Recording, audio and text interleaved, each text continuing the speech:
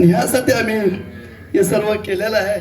आणि ते करत असता काही गोष्टी वेगळ्या पद्धतीने मांडतात आणि हे डिपेंजन आमचं आहे, कसं कपात केलं हे बोलायला सगळ्यांना बरं वाटतंय, परंतु पैसे लागतात तिथं टीव्ही चालू आहे, त्यासाठी काय करावं यासाठी आमचं सर्वांचं प्रयत्न चालू आहेत. आणि हा मुख्य फायदे सर्वांचं दूध उत्पादकांना जास्तीत जास्त दर देऊन आम्ही आता ह्या वर्षी सगळ्यात दराच्या बाबतीत आम्ही पुढं जास्त पद्धतीनं गेलेलो आहोत. त्याच पद्धतीनं आम्ही पुढं निश्चितपणाने जाऊ.